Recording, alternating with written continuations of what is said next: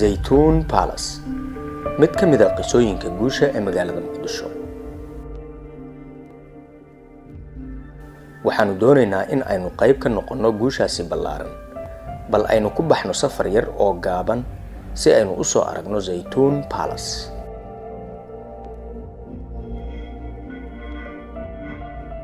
Naftu marka ay gudato cibaado, camal iyo waxbarasho, waxay u baahan tahay nasiino, raaxo iyo wax xiiso iyo firfircooni ku abuura. Muqdisho maalinba maalinta ka dambaysa way fidaysaa oo sii dhismaysaa, weliba dhismooyinkii ugu dambeeyay ee casrigan.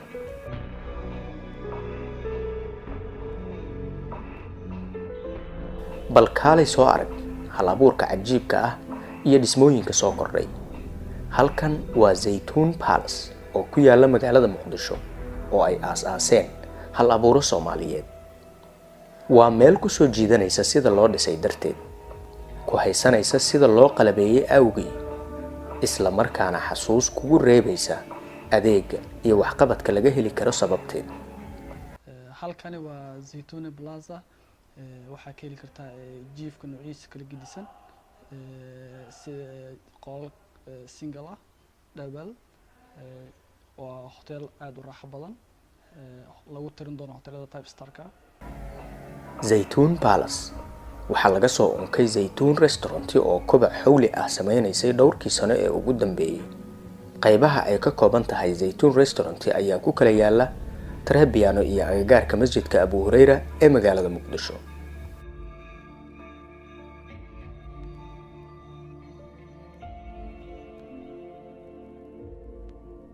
Zaytoon Palace, taariikh cusub oo Muqdisho ku soo biirtay. laga bilaabo soo dhaweynta diiran ee ka heli karno shaqaalaha ugu horeeya ee naga soo horbaxaya, adeega tayada leh ee ku xiga, ilaa qolalka sida heerka sare ah loo diyaariyay, waa wax nafteena raali gelinaya.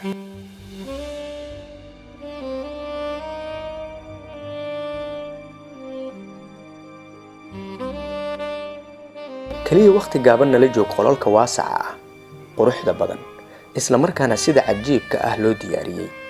waa meel aysan naftu ogolaanaynin in ay ka baxdo, maxaa yeelay waxaa diyaar ku ah wax kasta oo ay naftu tabayso oo qol dhexdiisa laga helo. jiif double iyo mid single ah, weliba sariiro casri ah oo kuwii ugu dambeeyay, telefishin aad si fudud ugala socon karto wax kasta oo hareerahaaga ka jira ama caalamka intiisa kale. sidoo kalena aad ka saaran karto barnaamijyada ku xiiso gelinaya ee jeceshahay in aad daawato.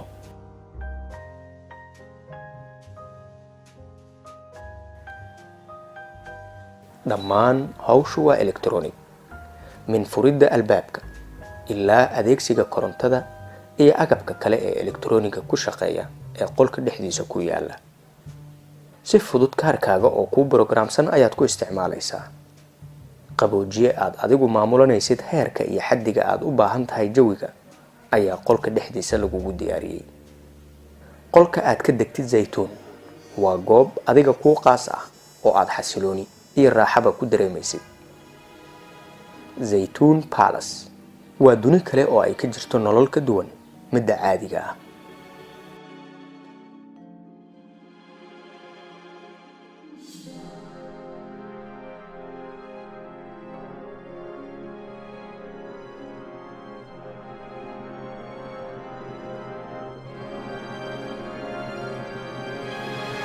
halkan waa maqaayadda Zaytoon Palace oo si weyn loo qurxiyay, loona qalabeeyay.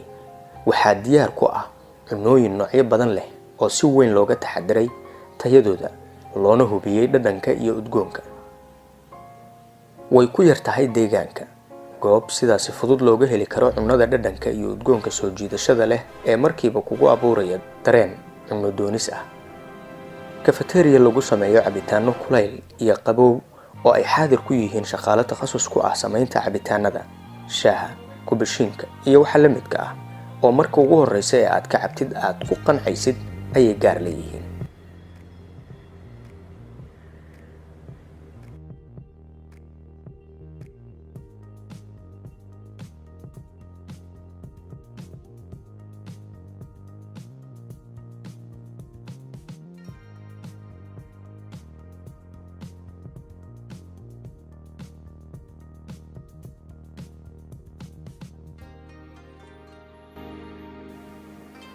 zaytuun palace way noo hindisaysaa, noo samaynaysaa oo noo xaqiijinaysaa riyooyinkeenna. waxaan uga maarmaynaa dalxiis meelo fog ah. wax badan oo aan wadamada horumaray ku hamin lahayn ayay noo suurtagelinaysaa zaytuun palace.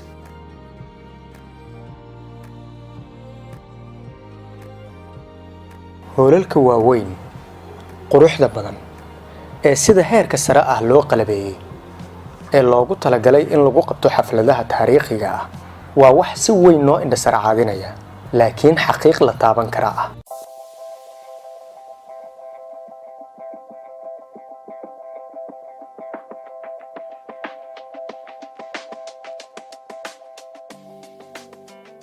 waxaanu ka gudbaynaa goob xiiso iyo raaxo badan oo zaytuun palace dhexdiisa ah. waxaanu tegaynaa meel kale oo xiiso iyo xamaasad badan.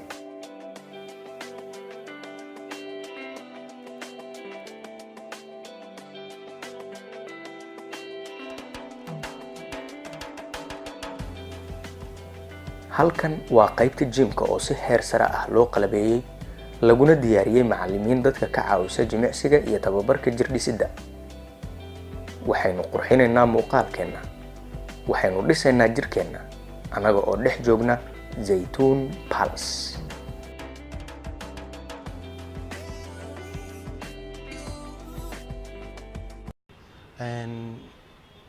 jimkan aad ujeedaan waa jimkan zaytuun palace. waxaa loogu talagalay macaamiisheeda sharafta leh inay ku almiteeyaan jirkooda ku dhimaan ama ay ku dhisaan. waa jimka ugu casirsan magaalada muqdisho. jimsaan u diyaarsan aad iyo aad ugu yaryahay magaalada muqdisho ku dhex yaalo midkii ugu horeeyay oo laga furo qalab dhameystiran noocan ah la keeno. oo ujeedaan sida baaskiiladii, mashiinadii orodkii, birahii kaleeto waaweynaa oo ay nooc ah qayb walbo jirka loogu talagalay. waxaad ka helaysaan oo kaleeto cuntooyinkii dheelatirnaa sida diet foodkii oo diyaarsan qofka loo diyaarinayo. waana ujeedaan sida qaabkiisa iyo u diyaarsan yahay iyo kulli. waxaan leenahay macaamiisha sharafta leh kusoo dhawaada gacmo furan. waa zaytuun palace.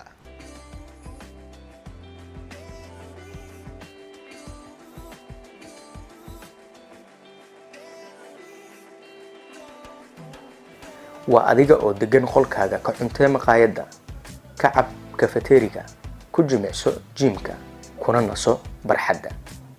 qaado waqti ku farxad geliya oo aad uga nafisto culeysyada welwelka wata ee kugu hareeraysan.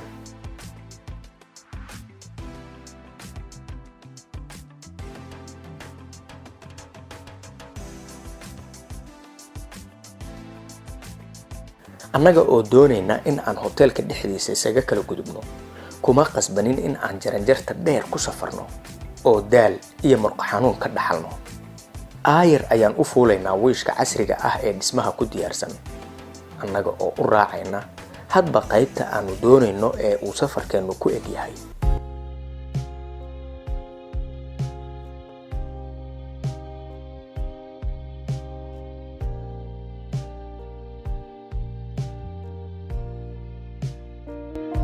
zaytuun palace waxay raaligelisay macaamiisha, waxay qayb ka qaadatay quruxda iyo bilicda magaalada, iyada oo fursado shaqana u abuurtay dhalinyaro badan.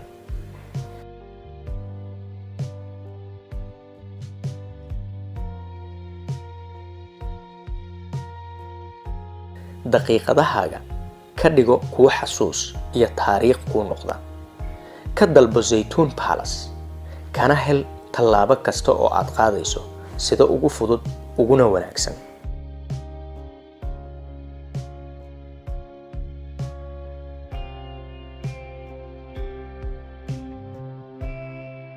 meel ay naftu ku xasisho, ku dareento deganaan iyo raaxo waa zaytuun palace. zaytuun palace ku qaado waqti xasuus mudan oo aan la hilmaami karin.